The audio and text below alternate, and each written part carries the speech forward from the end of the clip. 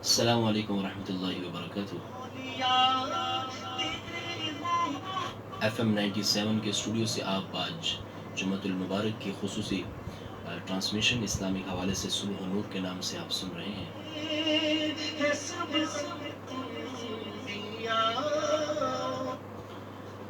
ناظرین و سامعین، آپ جانتے ہیں کہ جمعۃ المبارک کا دن یہ اسلامی اعتبار سے اللہ تعالیٰ نے ایک نعمت کے طور پر عطا کیا ہے، اور اس کو عبادت کے لیے خاص طور پر متعین کیا گیا ہے کہ اس میں پورے ہفتے میں جو انسان سے عبادات میں کمی رہ جاتی ہیں، عقائد کے نظریات کو سمجھانے میں، تو اس دن کو خاص طور پر مسلمانوں کی آبیاری کے لیے، عقائد کی نظریات کی فکر و نظر کی تازگی کے لیے اللہ تعالیٰ نے یہ دن ہمارے لیے رکھا ہے، اور الحمدللہ مسلمان اس میں اس سے بھرپور فائدہ اٹھاتے بھی ہیں۔ اور اسی سلسلے میں ہمارا یہ پروگرام بھی ہوتا ہے صبح نور کے نام سے۔ مختلف علماء کرام ہمارے ساتھ ہوتے ہیں، مختلف اسکالرز ہمارے ساتھ ہوتے ہیں، دانشور ہوتے ہیں۔ تو اسی طرح آج ہمارے ساتھ مہمان موجود ہیں مولانا وقاص اعوان صاحب، جو ختم نبوت کے حوالے سے پورے پنجاب میں، پاکستان میں اللہ تعالیٰ ان سے ایک اعلیٰ سطح پہ کام لے رہا ہے، اور بڑی ارلی اور بڑے ابتدا ہی سے انہوں نے طالب علمی کے زمانے سے ہی اس کو اپنا مشن اور اس کو اپنا اڑنا بچھونا بنایا۔ اپنا مکمل تعارف وہ خود کروائیں گے۔ میرے ساتھ موجود ہیں میرے مہمان، میں سب سے پہلے ان کو السلام علیکم ورحمۃ اللہ وبرکاتہ۔ وعلیکم السلام۔ حضور کیسے ہیں آپ؟ خیریت سے ہیں؟ ٹھیک ٹھاک ہیں؟ اللہ کا کرم۔ تو تھوڑا سا انٹروڈکشن ہو جائے ہمارے سامعین و ناظرین کے لیے کہ آپ کی فراغت کہاں سے ہے، اور ختم نبوت کے حوالے سے ملکی اعتبار سے کس سطح پہ آپ کام کر رہے ہیں؟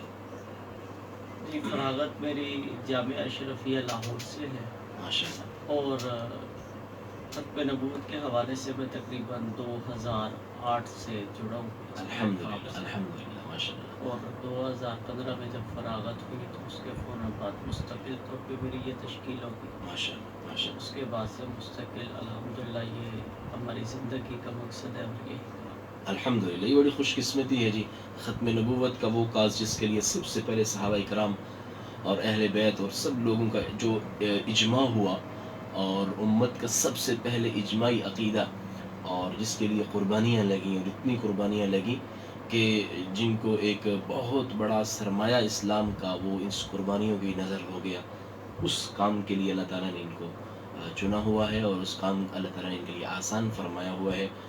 میں ان کو خراج تحسین پیش کروں گا، ان کو، ان کی پوری ٹیم کو، اور جو ان کے لیے آسانیاں پیدا کر رہے ہیں ہمارے مطلب عوام میں سے، جو بھی ان کے لیے آسانیاں اور سہولتیں پیدا کر رہے ہیں، اللہ تعالیٰ سب کو جزائے خیر نصیب فرمائے۔ آج کا ہمارا ٹاپک رہے گا محبت رسول کے تقاضے، اور اس حوالے سے ایک بہت بڑا تقاضا ختم نبوت کا عقیدہ۔ تو محبت رسول جو ہر مسلمان کے ایمان کا جزو لا ینفک ہے، کہ اگر وہ نہ ہو تو اسلام کا کوئی معنی ہی نہیں رہتا، وہ بنیاد ہی ڈھیلی ہے۔ لا الہ الا اللہ جیسے ایمان کا جزو لازم ہے، اسی طرح محمد الرسول اللہ یہ بھی اسلام کا جزو لازم ہے، ہر مومن کا، ہر ایمان والے کا۔ تو کیا صرف اس کو خشک ہی سمجھا جائے کہ بھائی وہ نبی تھے، آئے تھے اور ایک پیغام لے کر آئے تھے، بس ان کا کام پیغام پہنچانا ہے، یا اس کے علاوہ کوئی ہماری اٹریکشن، ہماری دلی لگاؤ، ہماری دلی محبت بھی ان کے ساتھ ہونا چاہیے؟ کیسا ایک مومن آئیڈیل کیسا ہونا چاہیے، اس کے کیسے نظریات ہونے چاہیے نبی پاک صلی اللہ علیہ وسلم کے حوالے سے؟ اس پہ ہمارے سامعین کو ذرا رہنمائی فرمائیے گا۔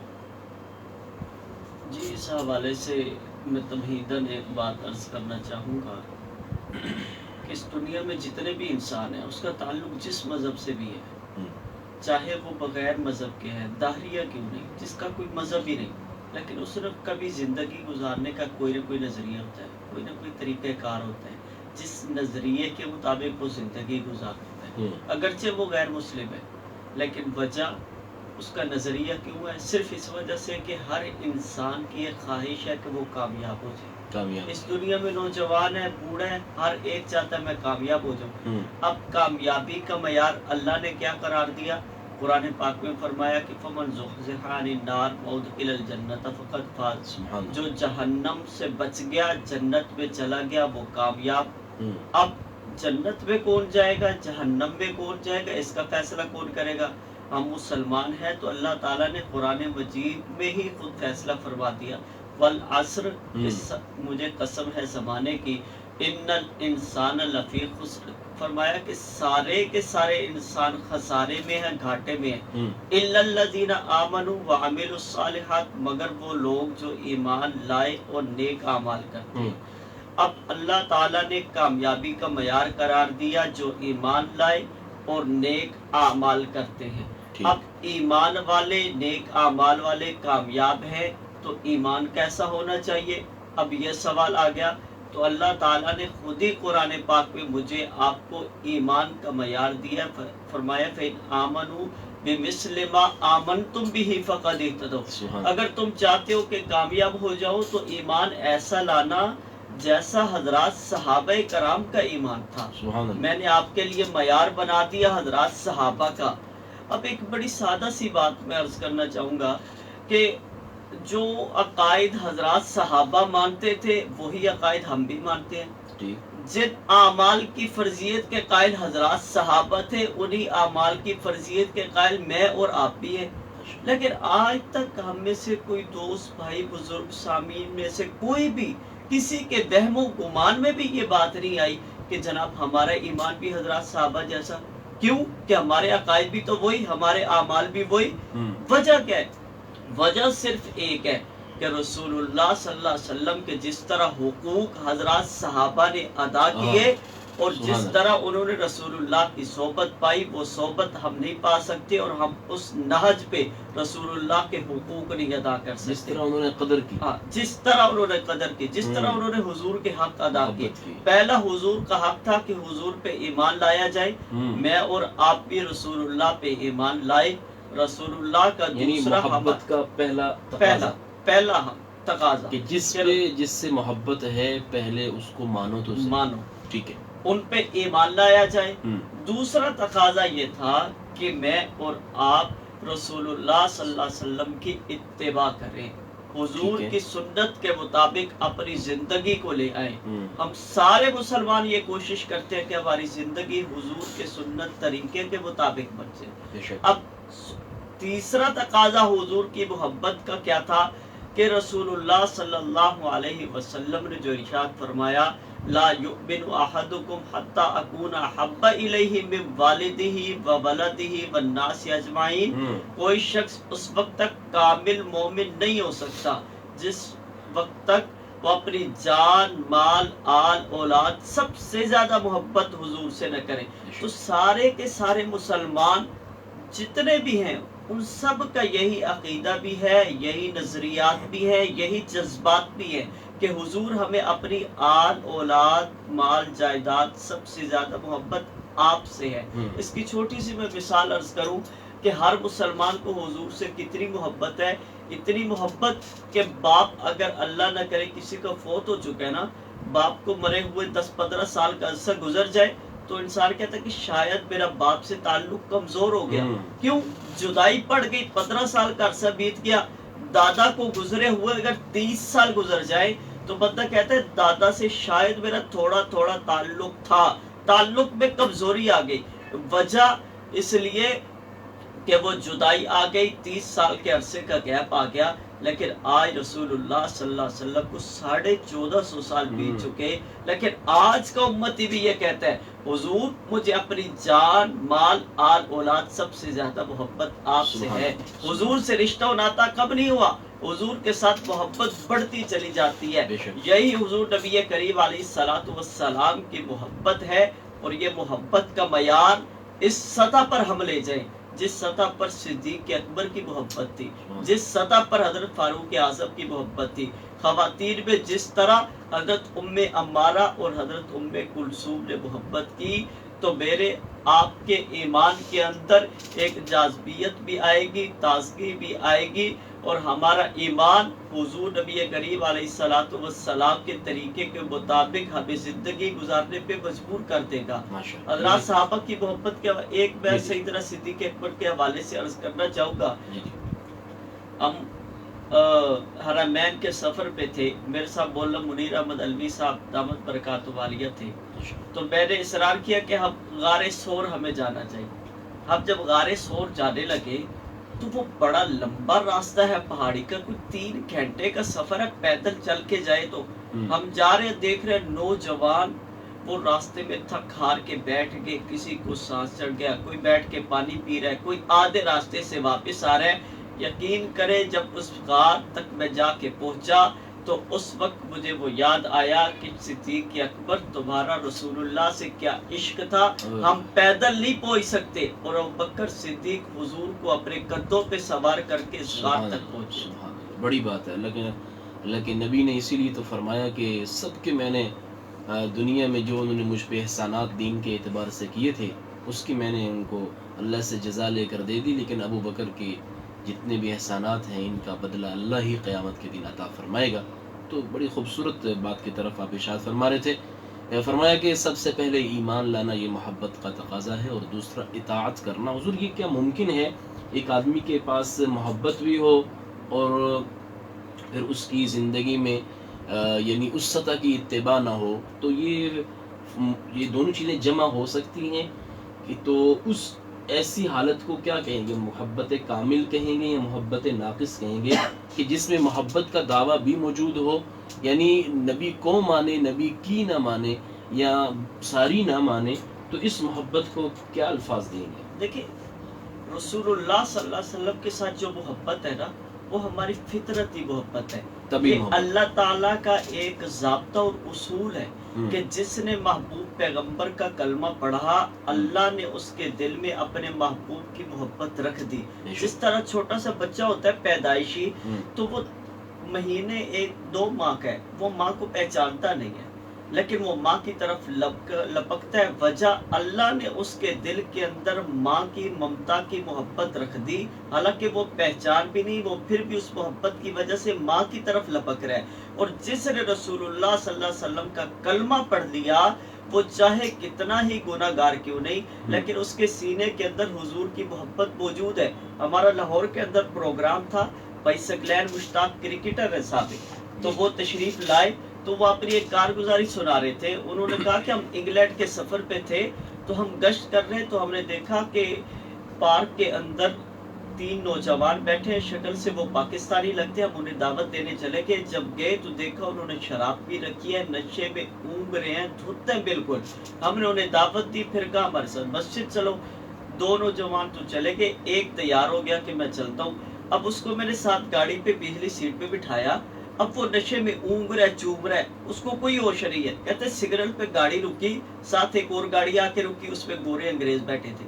تو میں نے اس نوجوان کو جھنجھوڑا، وہ میری طرف متوجہ ہوا تو میں نے کہا وہ انگریز نظر آ رہا ہے، گورے نظر آ رہے؟ کہتا ہاں آ رہے۔ کہتے مجھے یہ بتاؤ اللہ نہ کرے یہ گورے رسول اللہ صلی اللہ علیہ وسلم کی شان میں گستاخی کر دے تو تم کیا کرو گے؟ وہ نوجوان جو شراب کے نشے میں دھت ہے اس نے کیا جواب دیا؟ پنجابی کے اندر کہنے لگا، اس نے ایک جملہ کہا، وہ کہتا ہے کہ یا او نہیں یا میں نہیں۔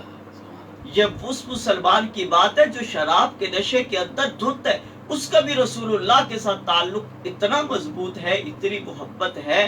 یہ الگ بات ہے کہ دنیا کا ماحول ایسا بن چکا ہے، حالات معاشرہ ایسا بن چکا ہے کہ انسان غفلت کر بیٹھتا ہے اور رسول اللہ کے طریقوں کو چھوڑ بیٹھتا ہے اور اپنی معاشرت کو دیکھتا ہے، اپنے خاندانی نظام کو دیکھتا ہے، اپنے سسٹم کو دیکھ کے کہ کہیں میرا ناک نہ کٹ جائے، کہیں میری چودراہٹ میں کمی نہ آ جائے، کہیں جو میرا مقام مرتبہ ایک خاندان کے اندر ہے اس کے اندر کوئی کمی نہ آ جائے۔ اس وجہ سے یہ لوگ، بعض تو ایسی ہوتی ہے صورتیں کہ انسان خوشی سے نہیں کرتا، مجبور ہو کے بیچارے خوشیوں کے موقع پہ، غمیوں کے موقع پہ، شادی پہ ایسی رسومات کئی مجبورن کرتے ہیں، کیوں؟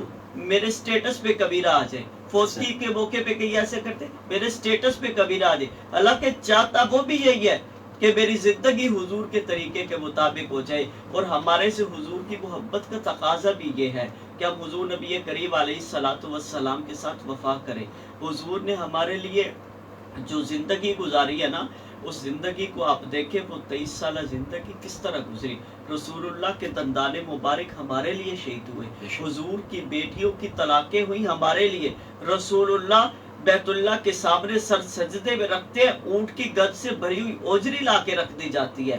اتنی تکلیفیں برداشت کی، طائف کا موقع جس کے بارے میں ابا عائشہ صدیقہ فرماتی ہے کہ میں اللہ کے محبوب پیغمبر سے پوچھا اللہ کے رسول کون سا ایسا موقع ہے جس پہ سب سے زیادہ تکلیف پہنچی ہے؟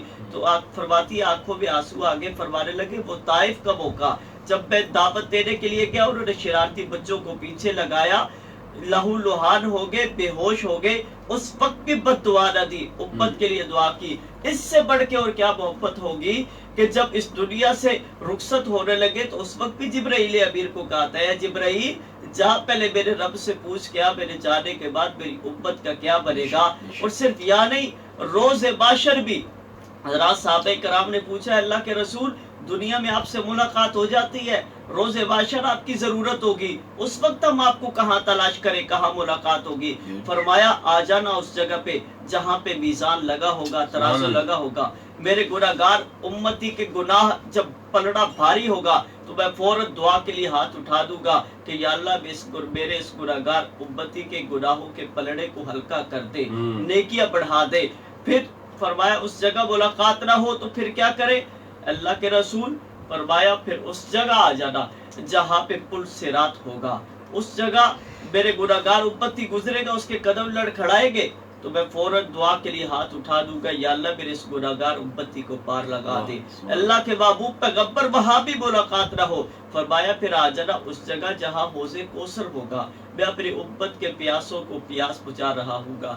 تو جب اتنا شفیق اللہ نے نبی دے دیا تو ہمارا یہ حق بنتا ہے، اصولی طور پہ حق بنتا ہے کہ ہم اپنے نبی کے ساتھ وفا کریں، ہم اپنے نبی کے غیرت مند امتی بن جائیں۔ اور رسول اللہ کے ساتھ وفا کا سب سے اہم تقاضا کیا ہے کہ ہم حضور کی ذات، حضور کی عزت کا دفاع کریں، حضور کی ختم نبوت کا دفاع کریں۔ کیوں؟ یہ میرے آپ کے ایمان کا تقاضا بھی ہے، میرے آپ کے بنیاد کی اساس بھی ہے۔ آپ اگر دیکھیں تو دین اسلام میں جتنے عقائد ہیں نا، ہم عقیدہ توحید کو مانتے ہیں، اللہ کی ذات وحدہ لا شریک ہے، اللہ تعالیٰ ہر جگہ موجود۔ اب ہم میں سے کسی نے اللہ تعالیٰ کی ذات کو دیکھا تو نہیں، لیکن موجود لازمی مانتے ہیں۔ کیوں مانتے ہیں؟ اس وجہ سے کہ حضور نے فرمایا۔ ہم نے تو عقیدہ توحید کو بھی حضور کی وجہ سے مانا ہے، عقیدہ رسالت کو حضور کی وجہ سے مانا ہے۔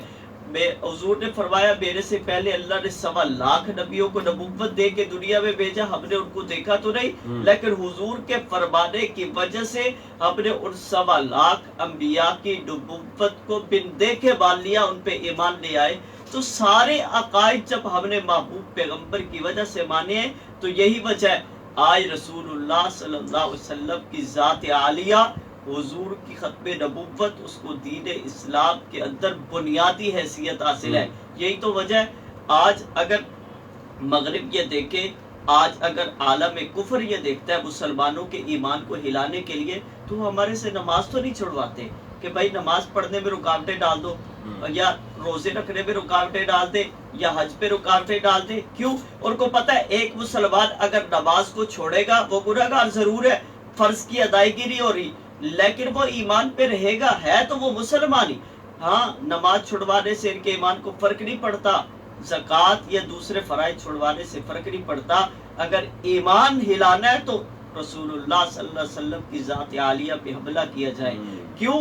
یہی وجہ بنیادی کہ مرزا غلام احمد قادیانی کا جب انتخاب کیا تو اس کی بنیادی وجوہات دو ہی تھی، ایک تو جہاد کو حرام کروانا تھا اور دوسرا رسول اللہ صلی اللہ علیہ وسلم کی محبت مسلمانوں کے دلوں سے کم کرنی تھی۔ اب رسول اللہ صلی اللہ علیہ وسلم کی محبت کو مسلمانوں کے سینوں سے نکالنے کے لیے، حضور کے ساتھ تعلق کمزور کرنے کے لیے جگہ جگہ آج دنیا کے کسی کونے میں سوشل میڈیا پہ کسی نہ کسی پلیٹ فارم پہ رسول اللہ صلی اللہ علیہ وسلم کی شان میں گستاخی کی جاتی ہے، اور اللہ تعالیٰ بھی پھر ہم مسلمانوں کو اپنی قدرت کے نظارے دکھاتا ہے، اپنی قدرت دکھاتا ہے کہ ان اللہ علی کل شیء قدیر، مسلمانوں میں قادر ہوں۔ اللہ نے خود فرمایا انا کفیناک المستہزئین، اگر تم نہیں حرکت میں آؤ گے تو میں خود رب تعالیٰ بڑا غیرت مند ہوں، وہ میرا محبوب ہے، میں نے اس کو تحفے میں یہ کائنات بنا کے دی ہے، میں نے اس کی خاطر 1.25 لاکھ انبیاء کو نبوت دے کے دنیا میں بھیجا ہے، اگر تم نے اس کی عزت کا دفاع نہ کیا تو میں خود رب تعالیٰ اس کی عزت کا دفاع کروں گا۔ تو پھر آپ نے اپنی آنکھوں سے دیکھا کچھ دن پہلے وہ بدبخت جس نے نبی کریم علیہ الصلوۃ والسلام کے خاکے بنائے، کس طرح آگ کے اندر جل کے بن رہا ہے، چیخو پکار کی آواز آ رہی ہے۔ اللہ تعالیٰ نے دنیا والوں کو دکھایا کہ لوگوں یہ دنیا کا عذاب ہے، آخرت کا عذاب اس سے بڑھ کے ہے۔ تو اس کے لیے یہ رسول اللہ صلی اللہ علیہ وسلم کا ہمارے اوپر حق ہے، اب حضور کی عزت کا تحفظ کرے، حضور نبی کریم علیہ الصلوۃ والسلام کی ختم نبوت کا تحفظ کرے۔ اس حوالے سے میں صرف ایک بات اور عرض کرنا چاہتا ہوں کہ حضور نبی کریم علیہ الصلوۃ والسلام کے ساتھ محبت وفا کا یہ تقاضا ہے۔ حضور کی عزت کا دفاع کریں گے، حضور کی ذات کا دفاع کریں گے، اللہ بدلے میں مجھے آپ کو کیا عطا کرے گا۔ حضرت ام عمارہ رضی اللہ تعالی عنہ صحابیہ خاتون ہے، غزوہ احد کے موقع پہ جب نبی کریم علیہ الصلوۃ والسلام پہ کفار نے حملہ کر دیا تو وہ بڑے پھرتیلے انداز سے انہوں نے حضور کی ذات کا دفاع کیا۔ جب تیر آ رہے ہیں سامنے سے وہ سامنے آ جاتی ہے، جب دائیں سے تیر آتا ہے وہ دائیں طرف آ جاتی ہے، بائیں سے تیر آتا ہے بائیں، پیچھے سے پیچھے آ جاتی ہے۔ حضور بھی دیکھ رہے ہیں کہ یہ خاتون صحابیہ کون ہے جو سامنے سے حملہ ہو، سامنے دائیں بائیں آگے ہر طرف سے لڑ رہی ہے، میری ذات کا تحفظ کر رہی ہے، اپنی جان ہتھیلی پہ رکھی ہوئی ہے۔ تو جب پوچھا تو بتایا گیا اللہ کے رسول یہ تو صحابی حضرت ام عمارہ ہے۔ حضرت ام عمارہ حضور سے جب ملی تو حضور نے فرمایا کہ ام عمارہ مانگو کیا مانگتی ہو؟ تو انہوں نے عرض کی اللہ کے رسول میں روز معاشر جنت میں آپ کا پڑوس چاہتی ہوں۔ تو اللہ کے نبی صلی اللہ علیہ وسلم نے جو ان کو دعا دی وہ بڑی توجہ طلب ہے، فرمایا کہ یا اللہ ام عمارہ کے پورے خاندان کو جنت میں میرا پڑوس عطا کر۔ اب توجہ طلب بات یہ ہے کہ حضور کی ذات کا دفاع تو صرف ام عمارہ نے کیا، ام عمارہ کے خاندان کو کیوں پڑوس مل رہا ہے؟ جس نے حضور کی ذات کا دفاع کیا، جس نے حضور کی ختم نبوت کا دفاع کیا، اللہ اسے صرف نہیں بلکہ اس کی نسلوں کو رگ لگا دیتا ہے، اللہ اس کے خاندان کو سنوار دیتا ہے۔ اور یہ واضح مواقع ایسے آئے ہیں کہ جس پہ اللہ کے محبوب پیغمبر صلی اللہ علیہ وسلم نے حضرات صحابہ کرام کو یہ بشارتیں دی ہے۔ جب جھوٹے مدعیان نبوت کا سلسلہ شروع ہوا، سب سے پہلا اسود ارسی اٹھا، حضور نے فرمایا کون ہے جو میں محمد کے کلیجے کو ٹھنڈا کرے گا؟ حضرت اسود ارسی گئے اور حضرت فیروز دہلوی گئے، اسود ارسی کو جہنم حاصل کیا۔ حضرت فیروز دہلوی اب واپس دوڑ لگا رہے کہ آمنہ کے لال کو خوشخبری سنا، حضور آپ کے دشمن کو جہنم حاصل کر دیا۔ تو قربان جائے اللہ کو ادائی تیری پسند آئی، اللہ نے جبرائیل امین کو وحی دے کے بھیج دیا۔ اللہ کے محبوب پیغمبر اللہ تعالیٰ آپ کو بھی سلام کہتے ہیں، آپ کے صحابی فیروز دہلوی کو بھی سلام کہتے ہیں۔ اور اس کے بعد حضور جب صحابہ کے مجمع میں آئے تو حضور نے کیا اعلان فرمایا؟ حضور نے پھر وہی بات فرمائی، فرمایا کہ بڑے بابرکت خاندان کا وہ شخص ہے۔ یہ نہیں کہا کہ فیروز دہلوی بابرکت ہے، فرمایا بڑے بابرکت خاندان کا وہ شخص ہے، پورا خاندان بابرکت قرار کیا۔ وجہ فیروز دہلوی نے حضور کی ذات، حضور کی ختم نبوت کا تحفظ کیا اور فرمایا کہ فاز فیروز کامیاب ہو گیا۔ حضرات محدثین نے لکھا ہے کہ یہ فاز کا لفظ کامیابی کا اعلان جو ہے یہ بالخصوص حضرت فیروز دہلوی کے لیے ہے، بالعموم حضور کے ہر اس امتی کے لیے ہے جو بھی حضور کی ختم نبوت کا تحفظ کرے، حضور کی عزت کا تحفظ کرے۔ اللہ کے محبوب پیغمبر نے اس کی کامیابی کا اعلان 1400 سال پہلے کر دیا۔ سبحان اللہ، ماشاءاللہ جی، بہت خوبصورت انداز میں اس ساتھ ہمارے ساتھ موجود رہے مولانا انعام الحق صاحب، وہ سلام پیش کر رہے ہیں آپ کو بھی، اور اسی طرح ہمارے حسنین جرال صاحب ہیں، السلام علیکم، صبح بخیر۔ اور حسنین جرال صاحب ماشاءاللہ بہت خوب پروگرام کی تعریف کر رہے ہیں۔ تمام سننے والوں کو میں اس بات کی طرف توجہ دلاؤں گا، آج کا ہمارا ٹاپک جہاں محبت رسول کے تقاضے، اور ان تقاضوں میں سب سے پہلا تقاضا حضرت نے فرمایا کہ ایمان لانا، اتباع کرنا اور ان کی عزت اور ناموس کی حفاظت کرنا۔ حضور ایک چھوٹا سا جیسے آپ نے ایسے وہ حدیث کوٹ کی ہیں کہ حشر میں اللہ کے نبی میزان پہ ہو جائیں گے اور اسی طرح پلسرات پہ، تو اس زمانے میں جب ہم یہ احادیث اپنے آپ کو سناتے ہیں یا دوسروں کو سامنے پیش کی جاتی ہے تو اس سے بجائے اس کی کہ محبتیں بڑھے، بلکہ وہ ایک ہوتی ہے نا، وہ بے جا تسلی بڑھ جاتی ہے۔ یعنی وہ ایک ہوتا ہے کہ بس عمل کی کوئی ضرورت نہیں، بس جو ہو گیا، جتنا ہوتا ہے ہو جائے، باقی حضور بخشوا لیں گے۔ تو کیا اللہ قرآن میں فرما رہا ہے لیس بامانیکم ولا امانی اہل الکتاب، اہل کتاب میں سے جو یہودی تھے وہ کہتے تھے ہمیں یہ جو ہے نا موسیٰ علیہ السلام، کیونکہ ہم اللہ کے بڑے مقرب ہیں تو موسیٰ علیہ السلام کی برکت سے یا جو بھی ان کی ترتیب تھی اللہ ہمیں بخش دے گا، اور صرف چند دن اگر ہمیں رہنا پڑا جہنم میں، لن تمسنا النار الا ایاما معدودا۔ اور عیسائی کیا کہہ رہے ہیں کہ عیسیٰ علیہ السلام نعوذ باللہ ان کا جو اب ہماری جان، ہمارے واسطے انہوں نے جان قربان کر کے اب ہمارے سارے گناہوں کا کفارہ دے دیا، اب ہم جتنے بھی گناہ کرتے رہیں تو اس میں بیلنس کیا ہوگا؟ ایک تو محبت نبوی کے تقاضے آپ نے فرمائے، دوسرا کون سی محبت جو نجات کا ذریعہ ہے، چاہے تھوڑی ہو زیادہ ہو، کوئی معیار بھی تو ہونا چاہیے نا۔ صحابہ اکرام ہم دیکھتے ہیں ان کی زندگیاں، اہل بیت کی زندگیاں، وہ کٹ گئے، وہ دنیا سے یعنی اتنے بے رغبت ہو گئے، حضرت علی رضی اللہ رات کو تڑپ رہے ہیں، اور حضرت عمر رضی اللہ تعالیٰ 2 طرح کا کھانا نہیں اپنے سامنے رکھ کے کھا رہے۔ تو آج کی ہمارا مسلمان اس پہ کیوں مطمئن ہو چکا ہے، اور اس کو کس نے مطمئن کر دیا؟ وہ کون سے عناصر ہیں جس وجہ سے یہ مطمئن ہو چکا ہے؟ اور وہی یہودیوں اور عیسائیوں والی امانیہ اس کے اندر بھی آ گئی ہے۔ تو اللہ تعالیٰ واضح فرما رہے ہیں کہ نہ تمہاری امانیاں کام آئیں گی، نہ تمہاری ایسی بے ڈھنگی امیدیں کام آئیں گی تمہیں، اور نہ ہی ان کو ان کی امیدیں کام آئیں۔ تو اصل اس میں کیا خوبصورت درمیانہ سا رستہ ہے کہ کون سی ہمیں امید رکھنی چاہیے اور کس سطح کی رکھنی چاہیے، اور یہ حدیثیں کیا ہمیں مطمئن کرنے کے لیے ہیں یا بلکہ اور محبت بڑھانے کے لیے تھی؟ اس پہ ہمیں تھوڑا سا ضرور واضح کیجیے، کیونکہ اس کی وجہ سے ہمارے ایک پورا طبقہ اور پورا معاشرہ اس طرف جا رہا ہے کہ کسی عمل کی ضرورت نہیں ہے، حضور بخشوا لیں گے۔ میں چند دن پہلے ایک نعت سن رہا تھا، اس نے کہا جی ہمارے نصیب میں اللہ کے نبی آ گئے ہیں، ایسی ازلو بخشے ہوئے ہیں، یہ الفاظ تھے اس کے۔ تو وہ پورا قرآن، اللہ کے نبی کہہ رہے ہیں شہید وطنی ہود، مجھے تو سورت ہود نے بوڑھا کر دیا۔ نبی کو قرآن کی جو اندر وہ جو اللہ ڈرا رہا ہے، نبی اس سے متاثر ہو رہے ہیں، اور میں اور آپ اس سوچ پہ احادیث کی وجہ سے یا جو ہم نے اس کو غلط اس سے ماننا لے لیا، اس پہ آپ کیسے اس کو بتائیں؟ دیکھیے،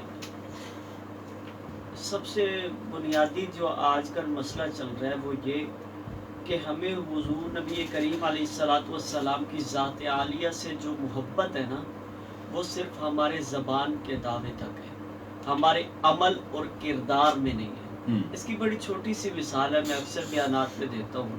میں کہتا ہوں کہ بیٹا قسم اٹھا کے کہتا ہے ابا جان مجھے اللہ کی قسم آپ سے بڑی بڑا پیار ہے، میں آپ پہ فدا ہوں، جتنی دنیا میں لوگ ہیں سب سے زیادہ محبت مجھے آپ سے۔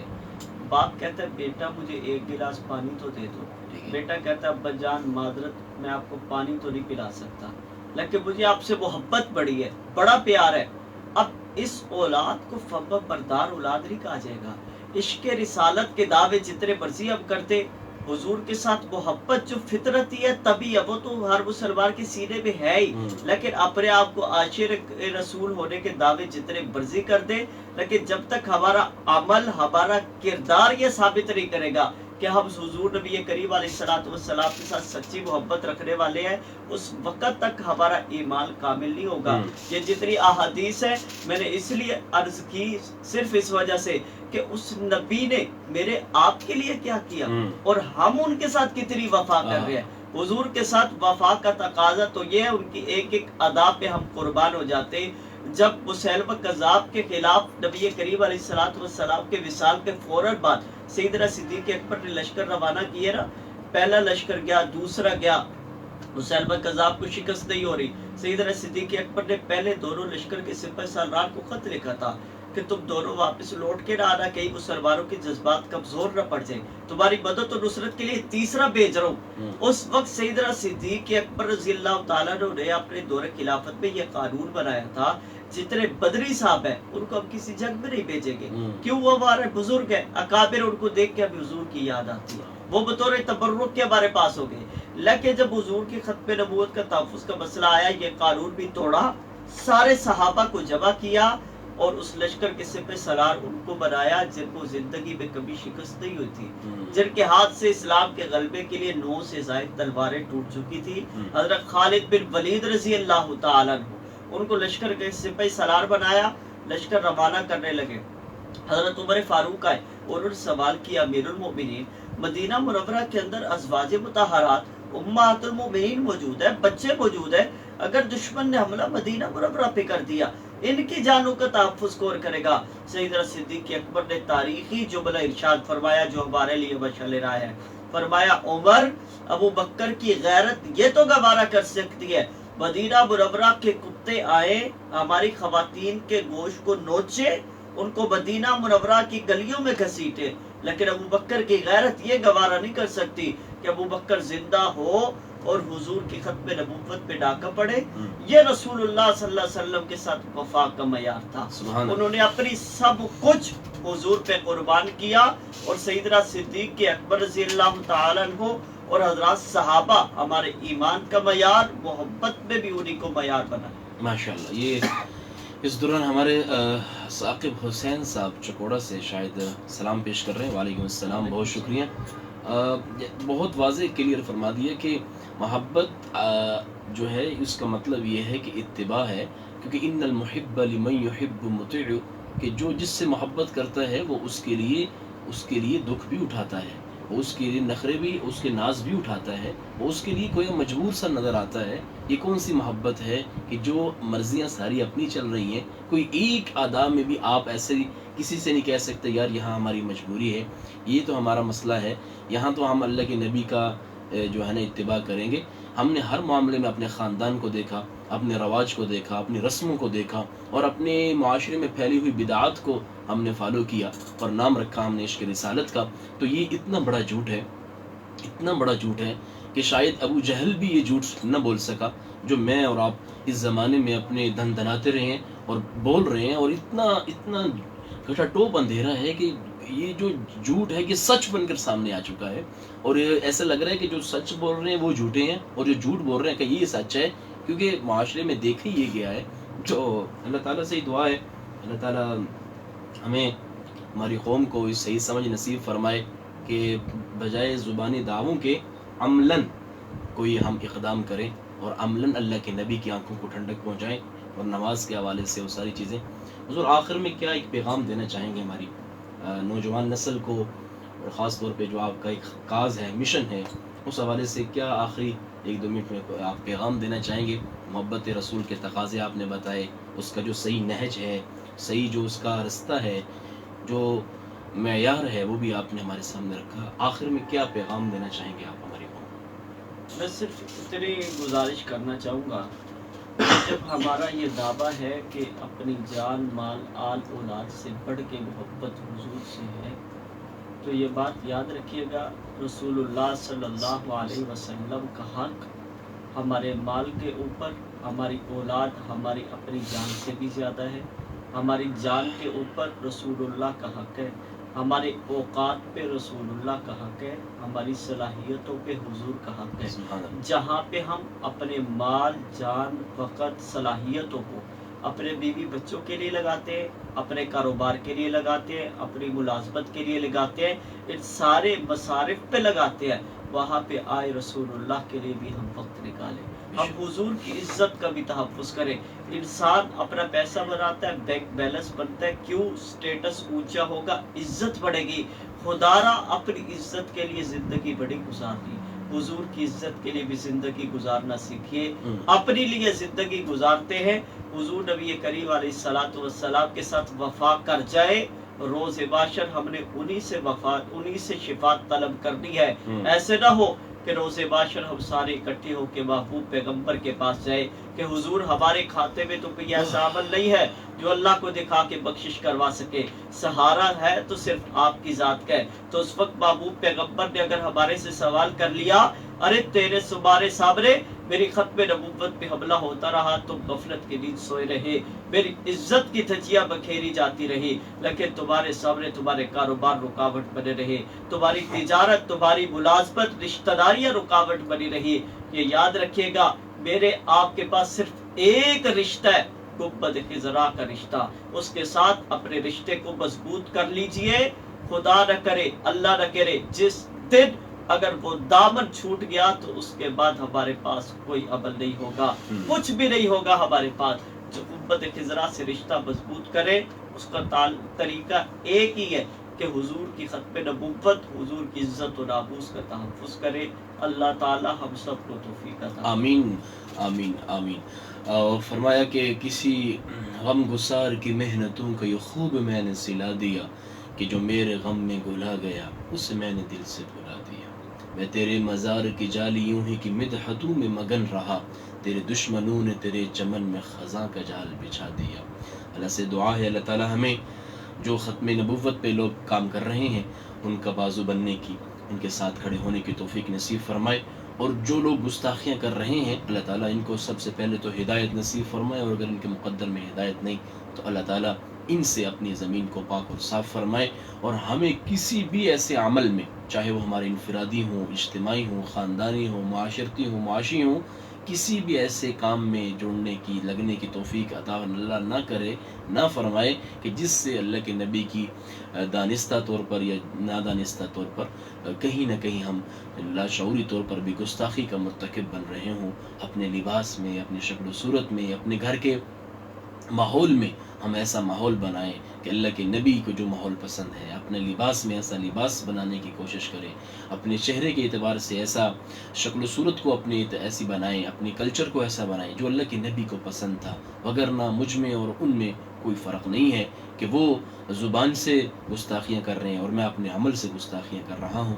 اللہ سے دعا ہے اللہ تعالیٰ ہمیں ہر طرح کی عافیت اور سہولتیں عطا فرمائے، ہر طرح کے فتنوں سے اللہ ہم سب کو بچائے، اور جو لوگ ختم نبوت کے لیے کام کر رہے ہیں، اصحاب رسول اور اہل بیت اطہار کے لیے، اور پورے دین کی محنت کر رہے ہیں، اللہ تعالیٰ تمام کو اپنے جناب سے جزائے خیر نصیب فرمائے۔ جتنے بھی عشاق رسول نے یہ پروگرام سنا، اللہ تعالیٰ ان کو جزائے خیر نصیب فرمائے۔ اس پروگرام کو آگے بھی ضرور شیئر کیجیے گا، اور یہ ربیع الاول کا مہینہ برکت کا مہینہ ہے، یہ امن کا، سہولتوں کا مہینہ ہے۔ اللہ تعالیٰ اس میں ہماری جتنی بھی عبادات ہیں، خصوصاً درود پاک جو کثرت سے ہم پڑھ رہے ہیں، اللہ اس کو قبول فرمائے۔ آخر میں کاشف علی ملک صاحب ہیں ہمارے ساتھ۔ السلام علیکم، خوش آمدید۔ آپ کو بہت تمنا اور دعاؤں کے ساتھ اللہ پاک آپ کو ہمیشہ خوش رکھے۔ جی بہت شکریہ آپ سب لوگوں کی محبتوں کا، میں شکر گزار ہوں۔ انشاءاللہ اگلے جمعے کو ایک دفعہ پھر ایک نئے پروگرام کے ساتھ، ایک نئے ٹاپک کے ساتھ آپ کے سامنے بندہ ناچیز حاضر ہوں گے۔